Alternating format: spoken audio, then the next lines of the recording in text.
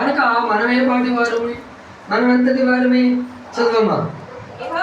యెహోవా ఉదయమున నా కంఠస్వరము నీకు వినపడును. ఉదయమున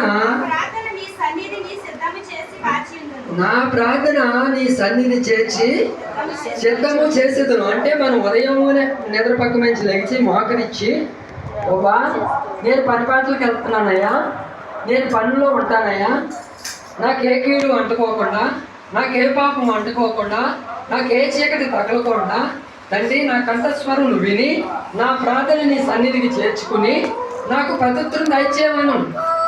దావీదు దేవుణ్ణి ఇలా ప్రార్థిస్తుండగా మనం కూడా ఉదయాన్నే మంచం దిగి మనం మోకరించి, ప్రభువా నేను కూడా పరిపాలనలోకి వెళ్తున్నా, నేను ప్రార్థిస్తున్నానయ్యా, నేను నా ప్రార్థన నీ చెవుకు, నా ప్రార్థన ఆలకించుము, ఈ ఉదయకాల సమయాన్ని నా ప్రార్థన నీ సన్నిధికి చేర్చుకుని నాకు మనవిని నాకు ప్రత్యుత్తరం దయచేయి.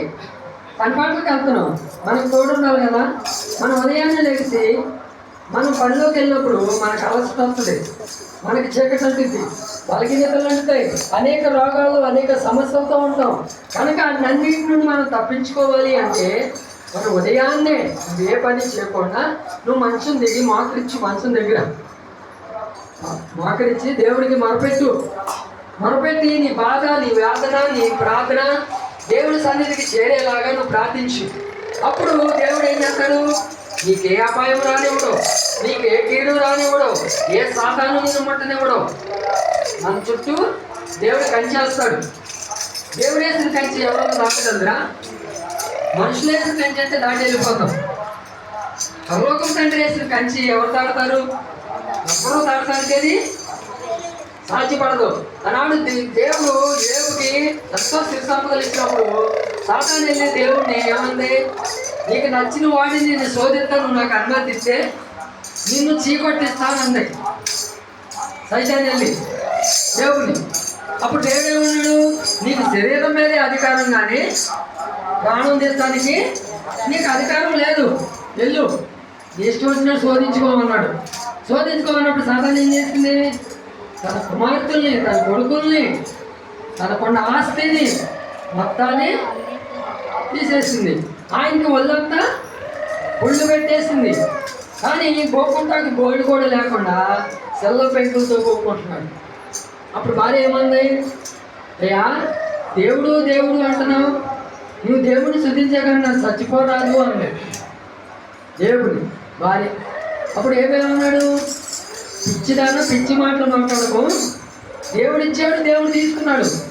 బిడ్డలు ఇచ్చింది దేవుడే కదా, మనకు ఆస్తి ఇచ్చింది దేవుడే కదా, సకలం సమకూర్చింది దేవుడే కదా.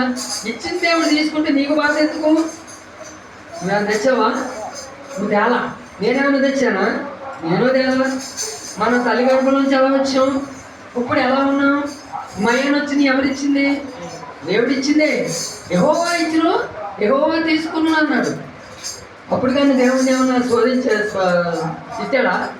అయ్యా నాకు ఈ కర్మ ఏంటి, నాకు ఈ పుళ్ళేంటి, ఈ గోకుడేంటి, ఈ బాధ ఏంటి, నా కూతురు లేరు, నా కొడుకులు లేరు, నా భార్య కూడా నాకు చచ్చిపోమని అడుగుతుంది, నాకు ఎందుకయ్యా శ్రమని ఏపు కూడా దేవుణ్ణి ప్రశ్నించలా.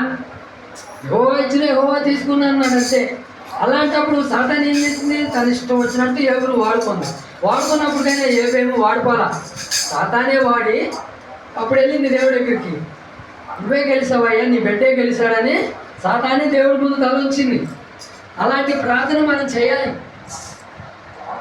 ఎందుకంటే మనం చేసే ప్రార్థన దేవుడికి ఇన్నంగా ఉండాలి, వినపాలంగా వినిపించాలి. ప్రభువాని మన కన్నీరు కాచి ఉదయకాలానే లెగిసి ప్రార్థిస్తే